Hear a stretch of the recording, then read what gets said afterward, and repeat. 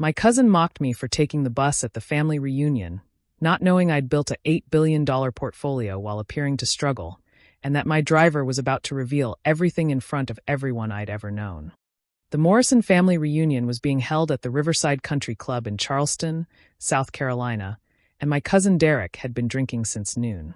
I was standing near the appetizer table, genuinely enjoying a shrimp canopy, when Derek stumbled over with his fourth bourbon and decided this was the moment to provide commentary on my life. "Still taking the bus at 30?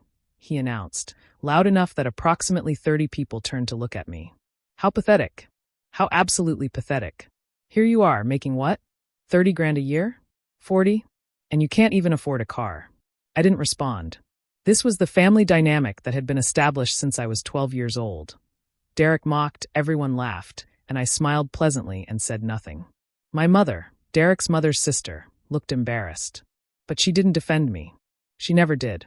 "Let me guess," Derek continued, performing for his audience now. "Still doing that boring job? What is it? Data analysis? Statistics? Something totally pointless that nobody cares about." "Portfolio management," I said mildly. "I manage investment portfolios." "For who? Some rinky-dink firm?" "For myself mostly," I said. "I quit the financial services industry about 8 years ago." "Oh my God, that's even worse," Derek laughed. "So you quit your job and now you're completely broke. That explains the bus situation. Hey everyone, my cousin couldn't hack it in finance, so now she's literally unemployed." People were laughing. My aunt was laughing. My cousins were laughing. The entire reunion was finding this absolutely hilarious. I took another shrimp canopy. "You know what, Natasha?" Derek said, swallowing most of his words. "My name is Natasha, by the way. Natasha Morrison. You should really get serious about your life. Maybe take some risks. Make some actual money." "I make money," I said calmly. "Not if you're taking the bus," Derek said. "Actual successful people have cars. They have houses. They have lives that matter." "Do they?" I asked. "How much money do you have, Derek?" He looked flustered. "That's private." "Exactly," I said. "It's private, which is probably why you need to mock other people's financial situations publicly. To make yourself feel secure in yours." The laughter stopped. Derek got red. My mother looked scandalized. My aunt looked like she wanted to murder me. "Well," Derek said, straightening up with drunken dignity, "at least I can afford transportation."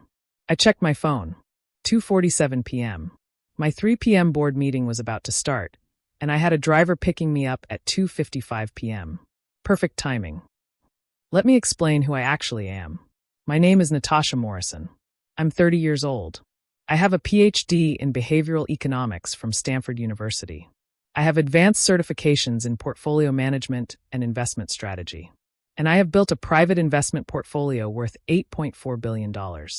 Yes, billion. With a B. I live extremely quietly. I drive myself most of the time. I take public transportation when I'm in cities I don't know well. I wear the same brands as everyone else. I don't announce my wealth. I don't wear it. I don't flaunt it. This is intentional. Here's why. I spent my early 20s watching wealthy people destroy themselves with their own wealth. I watched people with money get exploited by people without money who suddenly wanted to be their friends. I watched money become the defining characteristic of people's entire identity. I decided that wasn't going to be me. So I built my wealth in private. I invested through shell corporations and trust structures. I used family offices to manage assets. I kept my holdings so hidden that no one would ever know that the shy woman taking the bus to family reunions had more money than the CEO of most major corporations. The work started when I was 22 years old. I had $47,000 saved from my first job after college. I took that $47,000 and I started buying and trading securities. I was smart about it. I used behavioral psychology to predict market trends. I identified companies that were being undervalued because investors didn't understand the psychology of consumer behavior. Within 3 years, that $47,000 had turned into $2.1 million. I started a private investment company using the proceeds. I brought in high-net-worth individuals who trusted me with their portfolios. I charged 2% of assets under management. My first year managing $50 million in external capital, I made $1 million in fees. By year 5, I was managing $450 million. By year 8, I was managing $2.8 billion. By year 10, I was managing $6.2 billion in assets for some of the wealthiest families in America. And nobody in my family knew any of this. As far as they were concerned, I was the quiet cousin who'd tried and failed at finance, who didn't have much money, who took the bus because she couldn't afford a car. It was a useful narrative. It kept people from asking questions. It kept the family from trying to leverage my connections, or asking for investment advice, or treating me differently because of money. Derek had never known a day of his life where he had to worry about money. He inherited his wealth from his father. He'd never built anything. He'd never invested anything. He'd never taken a risk in his life. And he was mocking me for taking the bus. The irony was exquisite. My driver, James, was a man I'd hired 5 years ago to handle my transportation when I was traveling for meetings. He was professional, discreet, and smart enough to understand that his job was to get me where I needed to go without drawing attention. He knew about my wealth because it was impossible not to know when someone was paying him $180,000 a year plus benefits to be their driver. But he also understood that I didn't want that wealth advertised. At 2:55 p.m., James pulled up to the Riverside Country Club in my Bentley. Not my car that I take to family reunions. Not my understated vehicle. My actual car. The Bentley that cost more than Derek's house, that I drove when I was actually going somewhere important. The valet looked confused about where to park it. James came around and opened the door. He surveyed the crowd of Morrisons gathered outside the country club, having relocated to the patio after dinner. "Ms. Morrison," he said, his voice clear and professional. "Your 3 p.m. board meeting is in 20 minutes. I've pulled up the Zoom link on your laptop. The market updates from Tokyo are already loaded. We need to leave in approximately 2 minutes if you want to arrive at the office with time to prepare." The entire family stared. Derek looked like his face was going to slide off his skull. My aunt, Derek's mother, made a sound somewhere between a gasp and a whimper. "Thank you, James," I said. I turned to the assembled family and smiled. "I have a board meeting. It was wonderful seeing everyone." I walked toward the car. My mother grabbed my arm. "Natasha, what is this? What's happening?" "I'm going to work," I said. "I have a 3 o'clock board meeting with the investment committee. I've been in board meetings during every family reunion for the past 5 years. Usually I just zoom in from a quiet room in the house. Today I decided to be more efficient and go to the office." "Whose office?" my mother asked. "Mine," I said. "Morrison Capital Management. My company. I started it 10 years ago. It currently manages $8.4 billion in assets for institutional investors, private equity firms, and some of the wealthiest families in America." "I don't understand," my mother said. "I know," I said gently, "but I'm going to be late if I don't leave now. We can talk about this after the board meeting." I got in the car. James pulled away smoothly, and I watched through the rear window as the entire Morrison family stared after me like I'd just transformed into a unicorn. The board meeting lasted 90 minutes. I have 4 board members: Patricia, who used to work in venture capital; James Wong, who's a former hedge fund manager; Susan, who's an economist; and Marcus, who's a technology consultant. We discussed portfolio performance, up 23% year to date, new investment opportunities. I'm interested in renewable energy infrastructure. And personnel decisions. I was recommending a promotion for my VP of operations. It was a normal Thursday afternoon. Except it wasn't, because my entire family was probably having a collective stroke back in Charleston. My mother called at 5:47 p.m. "Natasha, I need you to explain this to me. Derek is saying you have a company. Your sister is saying you're rich. Your aunt is saying you lied to all of us for 10 years. What is happening?" "I didn't lie," I said calmly. I was in my office, looking out over Seattle's downtown, preparing for another meeting. I just didn't offer information about my personal finances. That's not a lie. That's privacy. "But you make $8 billion? "I manage $8 billion, I corrected. "That's not the same thing. I make a percentage of that in fees. My personal net worth is approximately $1.2 billion. I heard my mother actually stop breathing. "Natasha, why didn't you tell us?"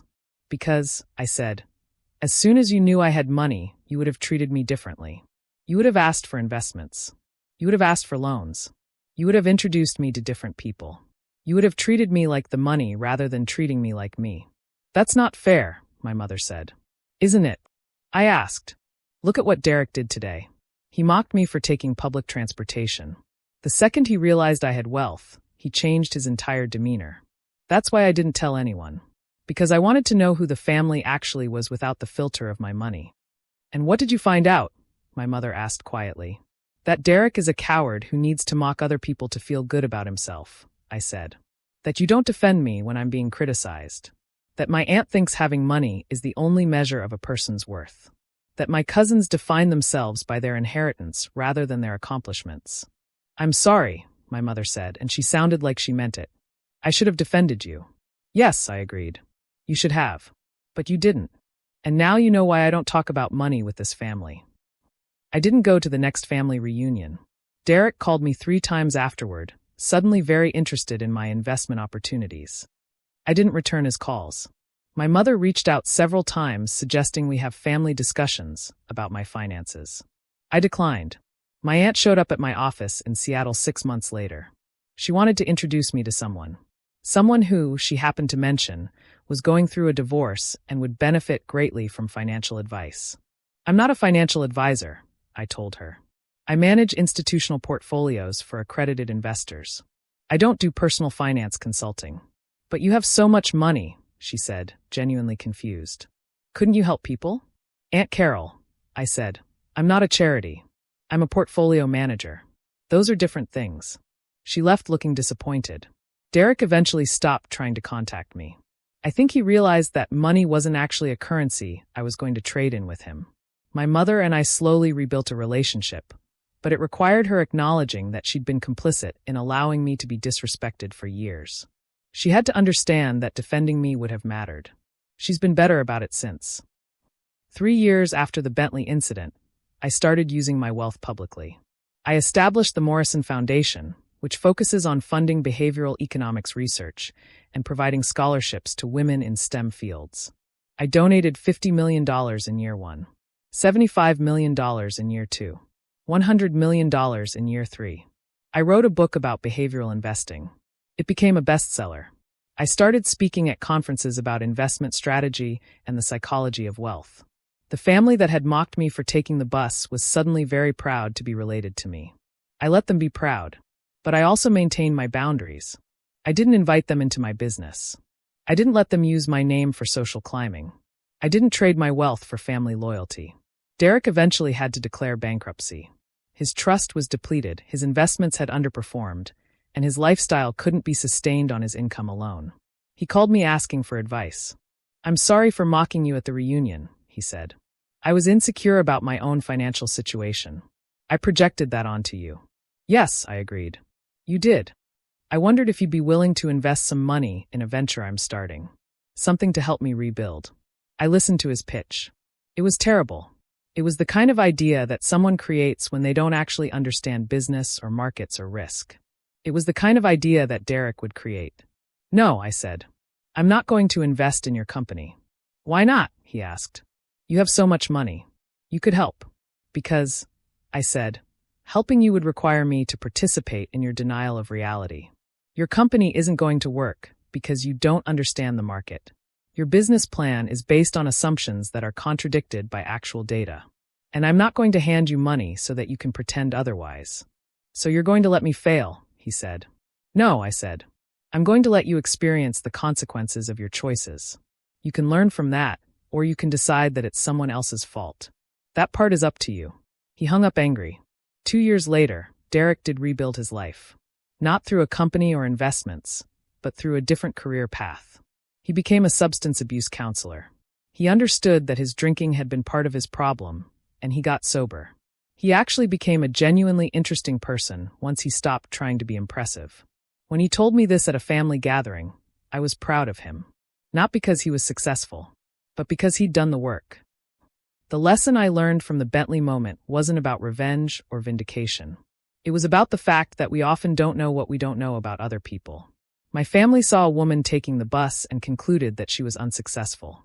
They didn't know that I chose the bus because I wanted to understand how regular people moved through the world. They didn't know that the way I lived was a deliberate choice, not a circumstance of poverty. They made assumptions, and those assumptions said more about them than they said about me. What changed after the Bentley moment wasn't my life. My life had already been built. What changed was the family's understanding that they didn't actually know me, that they'd been making judgments based on surface-level observations rather than actual knowledge. Some of them responded to that by wanting to know me better. Some of them responded by trying to use me. And some of them responded by actually doing the internal work to become better people. I can't control which category people fall into, but I can control whether I participate in their denial of reality. The bus that Derek mocked? I still take it sometimes, because the bus is how actual regular people move through the world. And I want to understand actual regular people. The Bentley? I drive that too, but not to impress anyone. I drive it because it's an efficient vehicle that I enjoy. The difference between who I was and who Derek thought I was can be measured in understanding. In knowing yourself well enough to not need external validation. In building something that matters regardless of whether anyone else acknowledges it. That's the real Bentley moment. Not the car pulling up to prove everyone wrong. The car was just the punctuation mark on a sentence that had already been written.